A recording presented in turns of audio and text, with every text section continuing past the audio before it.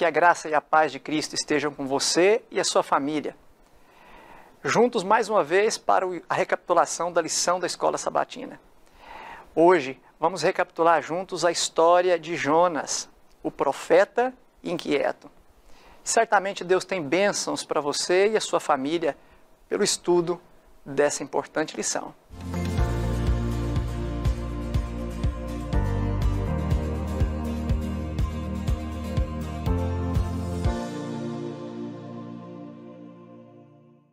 Mais uma bênção de Deus, podermos estar juntos hoje, recapitulando a lição da Escola Sabatina.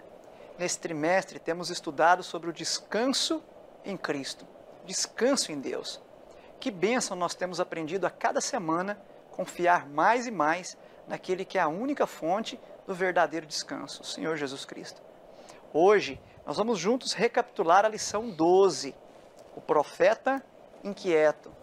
Você é bem-vindo para isso. Nós falamos aqui do Seminário Adventista Latino-Americano de Teologia, sediado no norte do Brasil, na nossa querida Faculdade Adventista da Amazônia. E nós temos aqui dois colegas que vão compartilhar conosco esses momentos aqui de reflexão. Pastor Everton Castro. Pastor, para aqueles que não te conhecem, por bondade, se apresente. Ok, pastor. Meu nome é Everton Castro. Eu sou pastor na igreja do campus da FAMA e também dou aula lá nos cursos superiores. E sou casado com a enfermeira Josiane, pai do pequeno André, que nasceu no início desse ano. Um abraço para o Andrezinho. Obrigado, pastor, por mais essa empreitada. Pastor Clodoaldo, tem estado conosco aí de forma colaborativa ao longo dessa jornada de lições, mas pode ser, pastor, que alguns que nos acompanham hoje não lhe conheçam. Poderia, então, se apresentar por bondade? Claro, pastor. Estamos aqui já gravando alguns programas, né?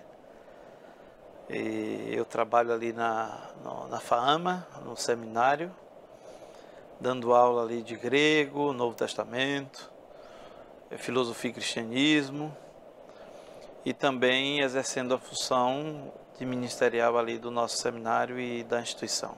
Ok. Quero falar da alegria de estar aqui mais uma vez. Obrigado, pastor. Muito obrigado. Alegria nossa também. Obrigado aos pastores pela disposição, tirar esse tempo precioso para refletirmos sobre a lição. Vamos fazer isso pedindo a misericórdia, a bênção de Deus para esse momento. Pastor Everton, pode dirigir uma palavra de oração a nós? Pois não, pastor. Oremos. Bondoso Deus, te agradecemos por essa oportunidade que temos de estudar mais a Tua Palavra. E nós não podemos iniciar esse momento sem antes convidar o Teu Santo Espírito para se assentar aqui entre nós, abrir a nossa mente, acalmar o nosso coração e nos tornar aptos para compreender as Santas Escrituras. Amém. Seja o nosso professor mais uma vez, pois te pedimos em nome de Jesus. Amém. Amém. Muito bem, você que estudou a sua lição aí essa semana, ou está estudando, você percebeu que nessa semana nós pudemos aprender muito sobre um personagem emblemático aí nas Escrituras que nós conhecemos por Jonas, o profeta Jonas. Há um livro aí do profeta Jonas, de 3, 4 capítulos, mas um livro assim de uma profundidade, de um aprendizado tremendo. E é desse livro que a lição tirou aí o seu verso-chave. Jonas 4, verso 11. Acompanhe aí, a leitura diz: Disse Deus a Jonas: E você não acha que eu deveria ter muito mais compaixão da grande cidade de Nínive, em que há mais de 120.000 pessoas que não sabem distinguir entre a mão direita e a esquerda, e também muitos animais? Uma pergunta emblemática, pastores, que Deus faz a Jonas, está registrada já lá no final do livro, né? Mas para a gente entender essa pergunta e por que Deus faz essa reflexão, é muito importante a gente voltar ali no capítulo 1 e entender a saga de Jonas, para ficar mais claro para nós qual a reflexão que Deus queria produzir em Jonas, para que ele pudesse descobrir o verdadeiro descanso.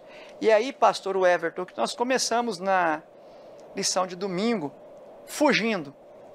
Pastor Everton, Deus fez um chamado a Jonas E qual foi a reação dele? Que chamado foi esse?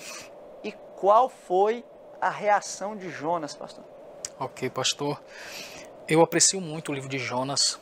Apesar de ser pequeno, 4 capítulos, como foi citado, é um livro muito interessante. É um livro que termina com uma interrogação. É um livro que objetiva causar reflexão. E alguns consideram Jonas o Paulo do Antigo Testamento.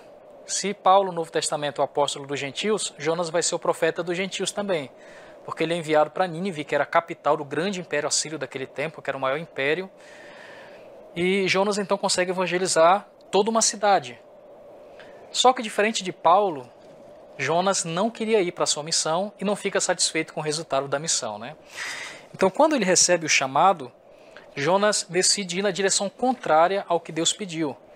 Para você ter uma ideia, pastor, de Jerusalém para Nínive, que hoje atual fica no Iraque, a distância é de mais ou menos 800 quilômetros. Jonas, a Bíblia diz que ele desce para Jope, onde até hoje tem um porto muito famoso, e de Jope ele decide para Tarsis. A distância entre Nínive e Tarsis é mais de 4.000 quilômetros. Então, não sei quem já viajou, imagina uma distância de 4.000 quilômetros, é uma distância considerável. Tarsis fica perto da Espanha. Então, Jonas ele foi na direção contrária, para muito longe. Interessante que quando nós lemos o verso 3 do livro de Jonas, do capítulo 1, tem um texto bem interessante que fala assim. Eu estou lendo aqui no hebraico porque eu quero destacar algumas palavras. E levantou-se Jonas para fugir para Tarsis. E a Bíblia então apresenta aqui uma expressão Malifnei Adonai. Em português está da presença do Senhor, mas no hebraico é Lifnei, da face do Senhor. E diz então que ele desceu para Jope. Esse verbo yará, descer, vai se repetir várias vezes na vida de Jonas aqui. Ele desce para Jope, depois desce para o navio, depois desce para um porão, depois desce para o mar, depois desce para o ventre no peixe. Então, a fuga de Jonas não é alguém que está fugindo apenas de uma região geográfica, é alguém que está fugindo de Deus, da face do Senhor. E a partir do momento que Jonas decide fugir da face de Deus, a vida dele começa a descer, descer, descer. Tanto que a próxima vez que vai aparecer o verbo subir é quando a baleia vomita ele já na praia, né? Então nós temos aqui um profeta fugindo geograficamente de uma cidade, de Nínive, mas também um profeta fugindo da face, da presença do Senhor, recusando o chamado o qual ele havia recebido. Agora, muitas vezes, pastores, para nós parece fácil condenar a fuga de Jonas. De fato, ele não estava certo em fugir, mas é que para nós, nessa distância temporal do que ele fez, e às vezes sem um pouco do contexto de quem era a Síria, talvez fica fácil da gente condenar a fuga dele. Mas, pastor Clodoaldo, por que Jonas fugiu dessa maneira, pastor? Quais foram os motivos, as motivações do coração de Jonas? Pastor, alguém disse que Jonas, o livro de Jonas, não trata meramente de um profeta missionário, mas sim de um Deus em missão. Quando eu olho para Jonas, eu olho um indivíduo que está tendo dificuldades sérias na sua identidade religiosa, na sua identidade espiritual. Aliás, a lição no finalzinho vai trabalhar um pouquinho para o sentimento de Jonas, quando ele não quis pregar para os ninivitas, né? Claro que os ninivitas eram um povo ruim. Os assírios, todos conhecem, historicamente falando, a maldade e a crueldade presente entre os assírios. E Jonas, melhor dizendo, que foi contemporâneo de Amós e Oséias, ele, como um profeta, já havia pregado, isso é inferido em 2 Reis, no capítulo 14, e aqui ele observa para aquela nação cruel, como é que eu vou querer salvar um povo desse? Isso, na realidade, é meramente um subterfúgio para não pregar. O que eu vejo é que ele tinha dificuldades tremendas em reconhecer o que Deus fez com ele ao longo da vida. Todas as pessoas que têm dificuldade em reconhecer os milagres de Deus em sua vida, de restauração, e e você mostrar para Deus, você apresentar a Deus como alguém, um pecador que precisa de perdão, ele vai ter dificuldade em levar esse perdão e essa mensagem a outras pessoas. Observe Davi. A gente falou em uma das lições anteriores que depois do arrependimento de Davi, Davi se propõe a ensinar às pessoas o que Deus havia feito por ele. De Deus, né? Então, muito mais do que o caráter dos ninivitas, na minha observação, está o caráter de Jó. Ou seja, essa perda, um declínio espiritual de Jonas, melhor dizendo. Ele não estava conseguindo se ver como alguém apto a reconhecer aquilo que Deus havia feito na vida dele, ele como pecador. Agora, talvez haja aí um orgulho, uma presunção com certeza, na vida de Jonas. Agora, pastores, revisando a literatura, a gente percebe que a Assíria foi o primeiro, tem-se notícia de que foi o primeiro exército profissional de que se tem registro na história. Quer dizer que foi o primeiro exército que remunerava as pessoas para ficarem exclusivamente por conta da guerra e com isso tinha tempo de se treinarem para o maior nível de crueldade possível.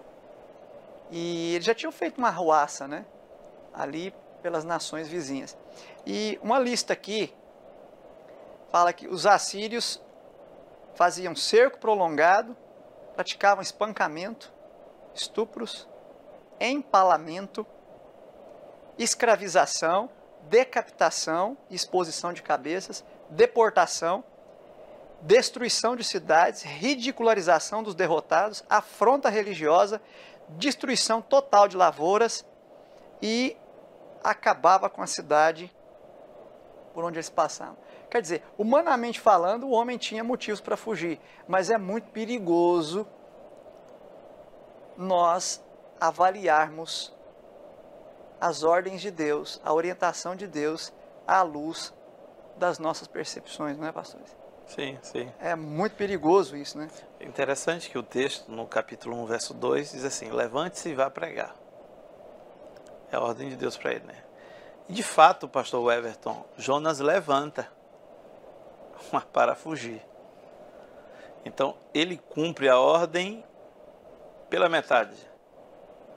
E aí acontece o estado de descendência que foi apresentado pelo pastor Everton. Agora, um detalhe no livro de Jonas: o livro de Jonas é tão importante que ele era lido no Yom Kippur, o livro de Jonas. E ele apresenta em toda a sua estrutura um Deus que tem controle total de todas as coisas. O próprio texto deixa claro isso. Por exemplo, Deus que envia a tempestade. Deus envia Jonas para salvar um povo. O Jonas desobedece. Deus envia a tempestade. Deus retira a tempestade. Depois Deus envia o peixe.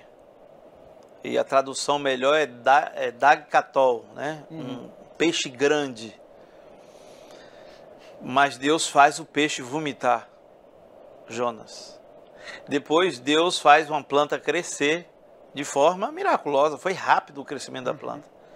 E depois Deus dá um jeito de um bichinho destruir aquela planta.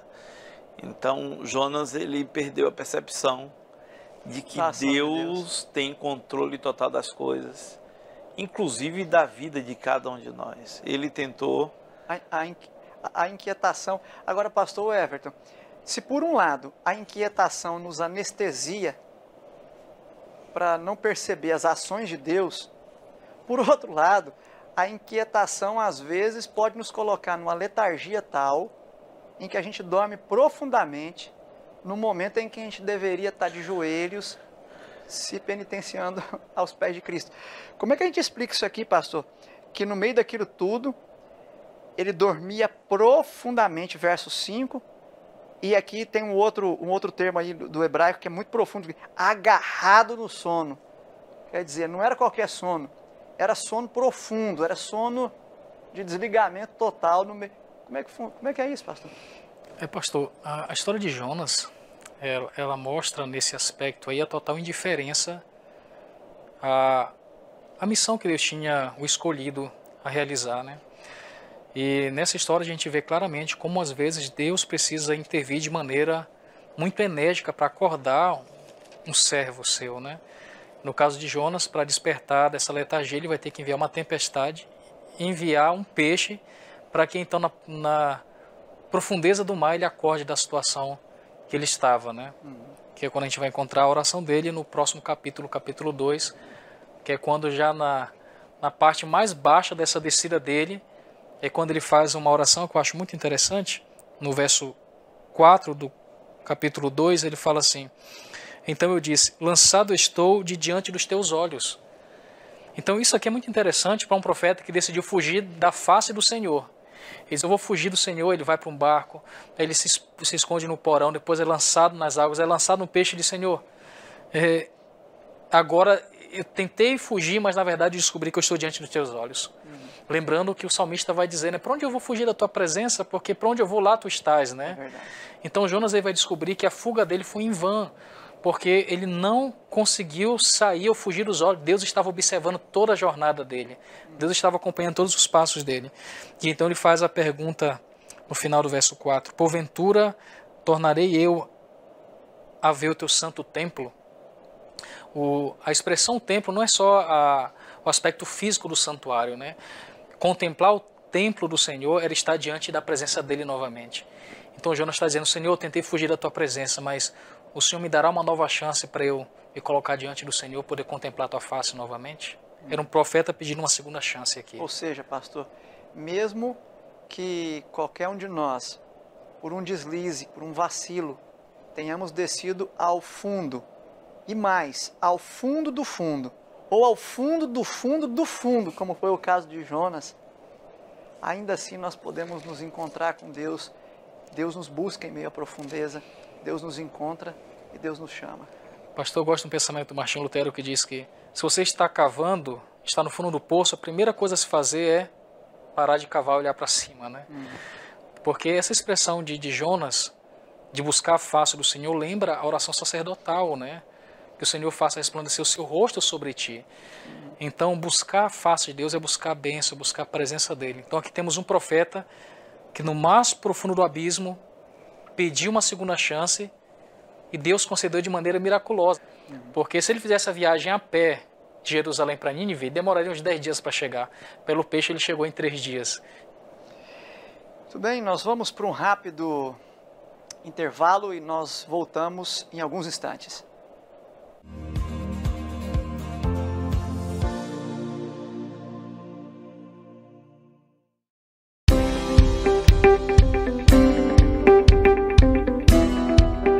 Essa é a Faculdade Adventista da Amazônia, a FAAMA, e dentro da FAAMA nasceu o Seminário Adventista Latino-Americano de Teologia, o SALT FAAMA. Inaugurado em 1º de fevereiro de 2010, no SALT nós temos gente cuidando de gente. As atividades do SALT FAAMA incluem uma rotina diária de aulas, onde cada dia é realizado um culto alternando entre professores e alunos para dar início às atividades. O calendário é dinâmico, incluindo estágios, evangelismo de Semanas Santas, evangelismo de 3 meses, onde se formam novos evangelistas. Semanas da biblioteca, semanas teológicas, onde em cada semestre um professor convidado aborda um tema importante da área de teologia, enriquecendo o currículo dos alunos. Os simpósios breves têm sido realizados na área de mordomia, discipulado e outras áreas. Outro evento importante realizado a cada ano é o Concílio do Teologando. A ideia é simples. A igreja vem uma vez por ano ao seminário apresentar o perfil do pastor adventista. O SALT também providencia atividades voltadas para a família do Teologando, como o Dia da Família e o Dia da Criança do Teologando. Um dos pontos altos da vida estudantil é a Semana de Oração, que ocorre em cada semestre na FAAMA. Alunos e familiares reúnem-se na igreja para adorar ao Senhor e renovar seus votos de consagração. Por isso, aqui, a gente cuidando de gente. Cada professor tem o seu grupo de alunos a quem deve visitar e orar. Há um espírito de gratidão no SALT FAAMA. Alunos que têm dado testemunho sobre como consideram a influência do SALT em suas vidas. Isso é gente cuidando de gente! Isso é SALT FAAMA!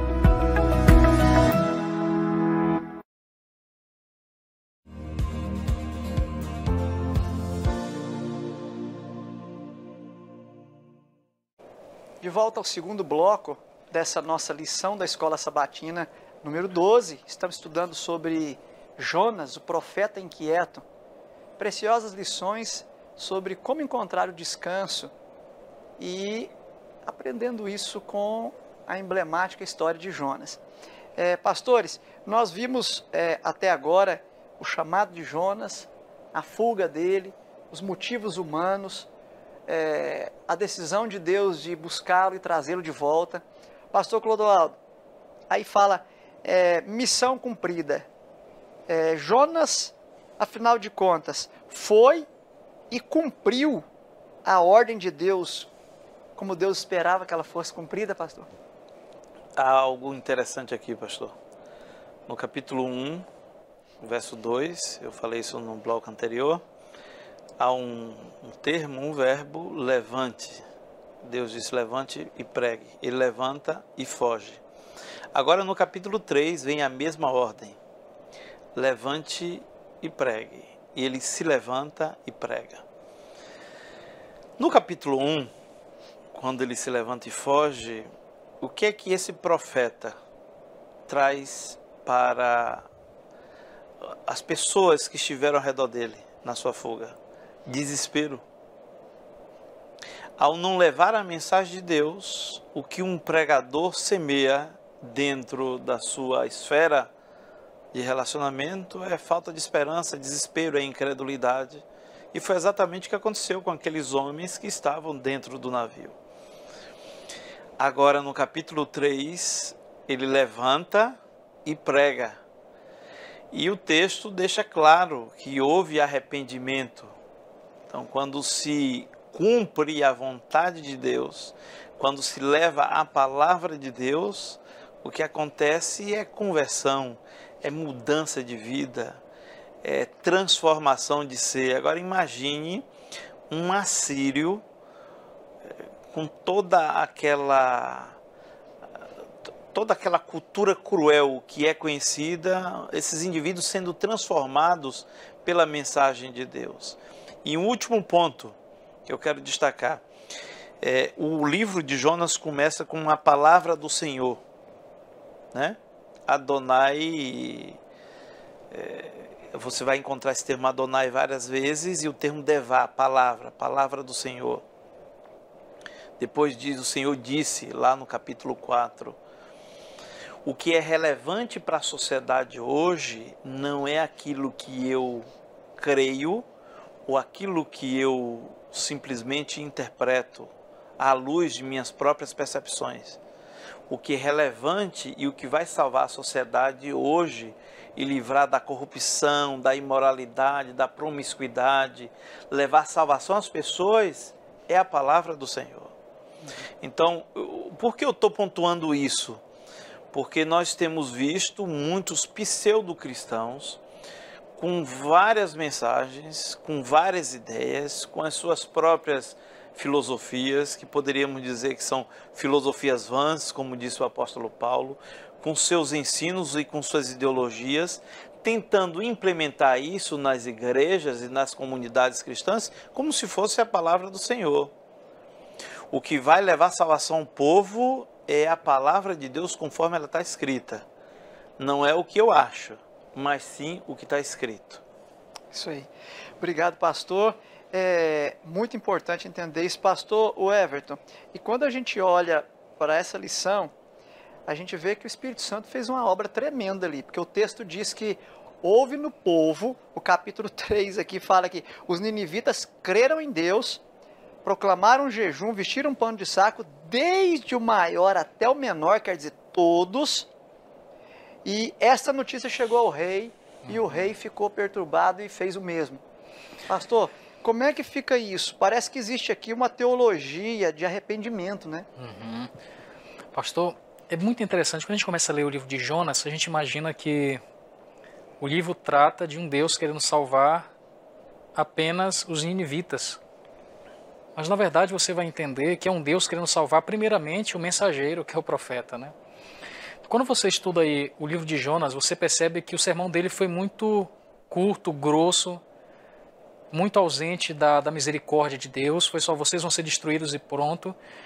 E a obra maior foi feita por Deus, não pelo profeta, porque a mensagem em si, ela era muito direta, e Deus de fato faz toda essa mudança. E o que a gente percebe é que a nação ninivita, eles tiveram um verdadeiro arrependimento porque foi seguido por mudança de comportamento. Então, arrependimento não é quando você chora, é quando você muda. E houve mudança no povo. Amém. Agora, se você fizer um paralelo entre a mensagem que chegou nos ninivitas, que causou mudança no comportamento deles, e você olha agora para o profeta Jonas, que passou por toda essa situação que nós citamos anteriormente, mas você vê um homem que não mudou ainda. Os ninivitas, que antigamente já teriam talvez matado um israelita, não matam, escutam o profeta e agora mudam de vida. E agora você tem um profeta que ainda continua desejando a morte dos ninivitas. Então você tem aí dois paralelos. O mensageiro e os que recebem a mensagem. Uns se arrependem e mudam, e o outro continua ainda com essa visão, desejando a morte do inimigo. E aí ficou uma lição profunda, né, nesse ponto aí, porque você percebe que Deus está querendo transformar, melhorar o homem, o mensageiro, na medida em que o envia. Então, o envio não é apenas para beneficiar quem vai receber a mensagem, mas é também para continuar trabalhando na vida daquele que é enviado. Isso fala muito para nós, né? Sem dúvida, pastor. Se você ler o livro, você vai perceber que os esforços de Deus são maiores para salvar Jonas do que Nínive. Embora Deus, claro que ele queria salvar Nínive, mas o foco do livro é um Deus tentando salvar o seu mensageiro. E isso fala muito forte, porque nós somos mensageiros, né? Você que está assistindo talvez seja um mensageiro, mas muitas vezes podemos estar trabalhando para Deus mais distante dele. Agora, amigos, é complicado entender aqui o que falou a lição de quarta-feira. Como pode um missionário bem-sucedido ficar bravo porque foi bem-sucedido? Como é que pode, pastor Clodoaldo? Ajuda a gente a entender isso aqui. Dois detalhes aqui que precisam ser colocados nessa pergunta. Primeiro detalhe é que essa ira de Jonas em relação ao arrependimento dos ninivitas, ela se dá depois que Jonas já tinha tido um encontro com Deus lá na profundidade, já tinha aberto o coração para Deus e tinha se acertado com Deus. Esse é um ponto. Mas o outro ponto é preocupado com o que ele estava, por que essa ira? E ele tinha motivo para essa preocupação, pastor? Nos ajuda a entender esses detalhes aí. A Bíblia tem muitos paradoxos, né? Algumas questões paradoxais. Um profeta que enfrenta centenas de profetas e depois foge pela ameaça de uma única mulher. Elias. Nós temos um indivíduo, um profeta, que a priori enfrenta toda uma corte, uma monarquia que queria se alinhar ao Egito, que foi o profeta Jeremias, e depois ele tem seus momentos de depressão e de tristeza, e todos conhecem, conhecido como profeta chorão. E aqui nós temos um profeta que deveria ser o receptáculo da mensagem do Senhor. O texto de Jonas começa de forma interessante. Palavra do Senhor que veio ao profeta Jonas. Dos 12 profetas, 7 começam assim os livros. E ninguém dá o que não tem, pastor. Quando o livro de Jonas é identificado como palavra do Senhor que veio para ele, é porque era para ele pegar essa palavra e levar para o povo. Tanto é que no capítulo 3, quando ele se levanta para pregar para os ninivitas, o texto que aparece lá, os termos segundo a palavra do Senhor. Ele levantou-se para pregar aos ninivitas segundo a palavra do Senhor. O que acontece com Jonas é exatamente o que acontece com muitos daqueles que que supostamente tiveram um encontro com Cristo. Geralmente nós somos intransigentes com quem nós não gostamos e indulgentes com as pessoas que são próximas a nós. É provável que ocorra isso também com Jonas, apesar de que eu dei uma explicação de que isso é apenas a ponta do iceberg. Eu imagino que Jonas, ele não conseguia enxergar ele como um pecador e que precisava da misericórdia de Deus e assim também ele transferia como é que os outros vão ter. Quando a gente se encontra com Deus, todo verdadeiro discípulo nasce no reino de Deus como um missionário. Se você não se identifica como missionário, como alguém que tem que levar a mensagem, você não é um discípulo, você não se vê como um discípulo. Então eu imagino Jonas se pavimentando no caminho da presunção, do orgulho, e alguém que não se reconhecia diante do espelho como um profeta, como alguém que precisava levar a palavra do Senhor para uma nação realmente difícil. Interessante que no 4:11, quando Deus fala assim, ó, é tocante isso aqui, né? Quando Deus fala aqui no 4:11, não é eu de ter compaixão da grande cidade, que não sabem discernir. Esse discernir aqui lá no hebraico é o Yadá. Quer dizer, eles não têm nem entendimento e nem experiência com Deus. O entendimento e a experiência que Jonas tinha, eles não tinham. Então como é que Deus não vai ter misericórdia deles, né? Parece que Deus está querendo aqui exatamente contrapor, mostrar para Jonas que ele tinha uma condição privilegiada, mas não estava fazendo conta do desprivilégio que eles ainda tinham, né? Porque eles não conheciam esse Deus como ele conhecia. Pastor, existe um livro intitulado Coisas que eu gostaria que Jesus não tivesse dito. E dentre as coisas que esse autor menciona, uma das coisas que diz que não gostaria que Jesus tivesse dito é ame os teus inimigos, amar os inimigos. Porque se a gente parar para pensar em alguém que te fez muito mal mesmo, você gostaria de ver essa pessoa no céu? Então os ninivitas, que era a capital do Império Assírio, eles tinham feito muito mal para os amigos de Jonas, para os familiares de Jonas. Então ele tinha todos os motivos para não querer a salvação dos inimigos. Então o que nós vemos aqui é um profeta que não aprendeu a querer o bem de quem tinha feito mal para ele. E tanto que no início do capítulo 4, eu acho muito interessante aqui, quando a Bíblia revela a razão da ira de Jonas. Fala assim, o verso 2, e orou ao Senhor e disse, Senhor, não foi isso que eu disse, estando ainda na minha terra? Por isso me adiantei fugindo para Tarsis, pois sabia que tu és Deus clemente, misericordioso, tardio em graça. Ou seja, ele está chateado pelo tamanho do amor de Deus, que ele sabia que o amor de Deus era tão grande que era capaz de perdoar até os inimigos dele. Tremendo isso, né? E há uma antítese aqui, pastor, de sentimento. Porque enquanto um fica feliz com o amor de Deus, o outro fica aborrecido com o amor. Olha aqui. Quando no verso 5, os ninivitas creram em Deus.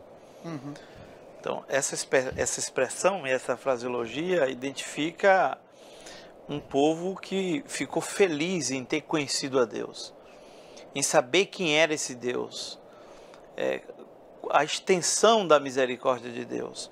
E quando iniciou o capítulo 4, mas Jonas, nós temos uma partícula, um vav que é identificado com uma conjunção no texto hebraico, que vai identificar que aqui é Jonas com um sentimento que é uma antítese ao sentimento que houve nos ninivitas.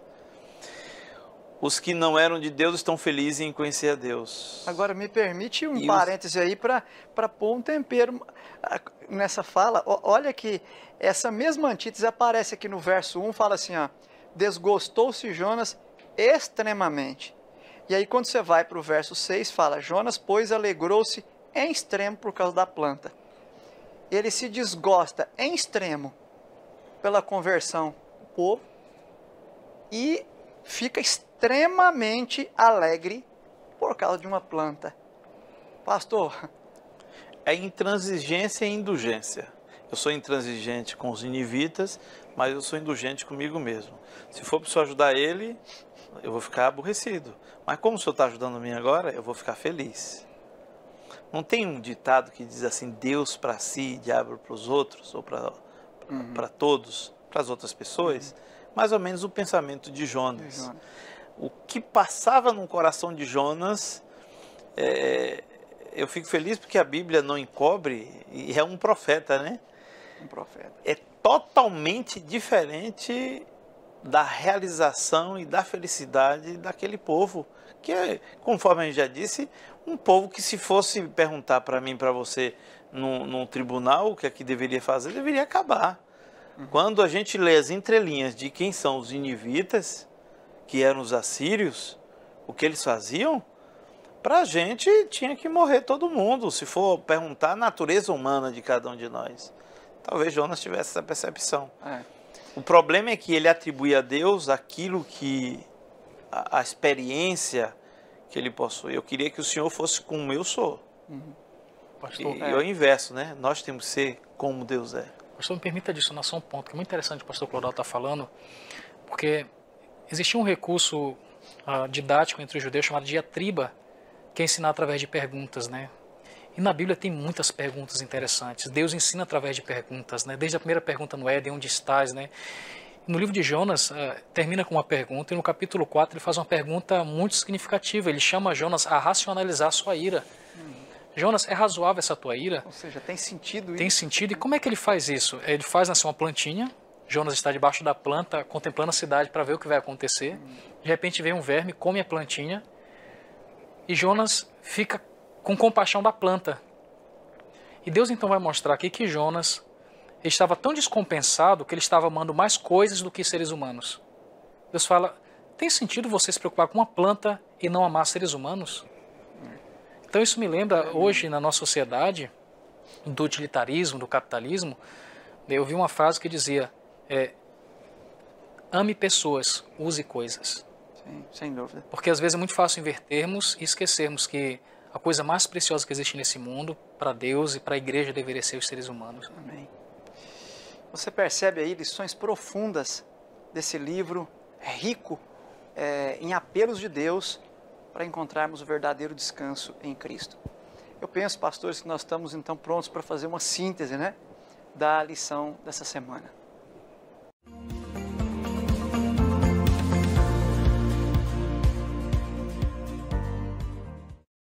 Ok, então, pastor Everton, a sua síntese da lição dessa semana e a sua dica para aqueles que nos assistem. Pastor, quando eu leio o livro de Jonas, eu percebo um Deus que está interessado em salvar o mundo, mas que olha com muito carinho para o mensageiro, porque é fácil às vezes trabalharmos para Deus e nos afastarmos dele. E as duas lições principais que eu vejo da história de Jonas é: deseje o bem até para os seus inimigos, e a segunda é: ame as pessoas e use as coisas. Muito bom, muito bom. Obrigado, pastor. Preciosas dicas. Pastor Clodoaldo, sua síntese. Somos muitas vezes levados a ler o livro de Jonas, tentando compreender Jonas. Mas é muito mais interessante nós buscarmos na literatura bíblica, compreendermos o caráter de Deus. No capítulo 1, verso 9 do livro do profeta Jonas, Deus é apresentado como Criador. No capítulo 2, verso 9, ele é apresentado como um provedor de salvação. E no capítulo 4, no verso 2, ele é apresentado como misericordioso e compassivo. Então, é muito melhor eu visualizar Deus e tê-lo como alvo para a minha vida, pois é quem realmente nós precisamos, do que nós olharmos para o caráter instável do profeta Jonas. Porque se a gente for ver ao fundo, todos nós temos um pouquinho dele. E o que nós realmente precisamos é um pouquinho mais de Deus. Muito bom, pastor. Muito obrigado também. E veja, meu amigo e minha amiga que nos assiste, querido irmão e irmã, essa mensagem é para nós. Quantas vezes nós que já aceitamos a Cristo, já nos sentimos chamados a levar o Evangelho, às vezes nos vemos na mesma situação de Jonas. Às vezes temos uma ordem clara de Deus para ir numa direção e nós fugimos e corremos para outra. A fuga é sempre um sintoma de um problema maior e mais profundo, que é a nossa inquietação. E essa inquietação mostra a ausência de paz, de descanso em Cristo, descanso em Deus. Eu gostei muito de um texto da senhora White aqui, que foi transcrito aqui na parte de sexta-feira. Eu gostaria de ler com você, reler com você esse texto aqui na parte de sexta. Diz: na tarefa que lhe fora entregue, Jonas tinha recebido uma pesada responsabilidade. Contudo, aquele que o havia mandado ir estava apto a sustentar seu servo e garantir seu êxito. Se o profeta, agora olha que ponto profundo que a senhora White traz aqui. Abra o seu coração e deixa o Espírito Santo te impressionar com essa frase, ó. Se o profeta tivesse obedecido sem questionar, ele teria sido poupado de muitas experiências amargas e teria sido generosamente abençoado. Sabe, quem sabe nós falamos para você hoje que está inquieto, sabe que está inquieto. Talvez uma pessoa que faz muitas coisas por Deus e pela igreja, mas ainda no fundo, lá no mais profundo do ser, sente uma certa inquietude por algo que devia fazer e não fez, ou às vezes por algo que não deveria ter feito e fez ou está fazendo. A lição de Jonas é para mim e para você. É para nos mostrar que mesmo os mais fervorosos servos de Deus, às vezes erram quando querem tomar as rédeas da sua própria vida. Isso só traz inquietação. Mas o plano de Deus e a boa notícia é que Deus nos dá uma nova oportunidade. E pastores, é sempre bom, é sempre melhor sermos cuspidos, vomitados de volta para a realidade, do que no futuro sermos vomitados da boca de Deus, que é o que diz Apocalipse. Então, amigo, irmão, que Deus possa abençoar você, que o conforto que vem do Senhor Jesus possa lhe alcançar nesse momento. Esteja você, nesse momento, no navio em direção a Tarsis, esteja você dormindo profundamente, o sono da letargia, esteja você já se sentindo lançado nas profundezas do mar, ou quem sabe, sem ver a luz, como Jonas no ventre do peixe, creia que Deus tem uma luz para você. Conforme diz aqui, olhe para o templo de Deus, onde Jesus agora ministra em teu favor no santuário celestial, e receba a paz e a alegria, a esperança que vem dele. Pastores, eu acho que nós podemos orar, não? E deixar aqueles que nos acompanham com a certeza de que Deus tem um plano para a vida de cada um, né? Mesmo aqueles mais duros, mais irados, mais teimosos, Deus tem paciência e ainda é tempo de oportunidade. Pastor Clodoaldo, pode fazer essa prece e nos entregar nas mãos desse Deus misericordioso? Vamos sim. Oremos. Pai poderoso, Criador e também o nosso mantenedor, infinito em misericórdia, compassivo, na Tua presença, Senhor Deus, nós nos colocamos. Amém. Te rogando que a Sua graça, ela seja, Senhor Deus, enviada para cada um de nós. Amém. Muitas vezes nós que somos pregadores, líderes, professores da escola sabatina, mas que estamos em um estado semelhante ao de Jonas, precisando, Senhor Deus, abrir o coração para a Sua habitação. Pai querido, que possamos Te contemplar cada dia. Amém. Que possamos entender que o Seu amor é inclusivo, o Seu amor é eterno. O Seu amor, Pai amado, busca resgatar os piores dos pecadores. Verdade, Senhor. Então, Pai querido, que nós estejamos conectados a essa disposição Sua em salvar. Amém. E assim possamos levar a Tua palavra, palavra que redime, palavra que salva, palavra que resgata. Amém. Que possamos cumprir, Senhor Deus, com levantar e sair para pregar o Evangelho. Que pessoas, assim como os ninivitas, possam crer em Tua palavra e crer no Senhor Deus. Amém, Senhor. Pai bondoso, nós Te rogamos, porque confiamos naquele que tem um controle de todas as coisas e de todo o universo. no Senhor nosso Deus e no Salvador Cristo Jesus. Amém. Amém. Amém, Senhor. Amém. Pastores, muito obrigado por essa gentil contribuição de vocês, muito abençoado. E a você que nos acompanhou aí, o nosso muito obrigado também. É o nosso desejo que a graça e a paz de Cristo esteja com você e a sua família, que você esteja conosco de volta no episódio da semana que vem e que tenha uma abençoada semana.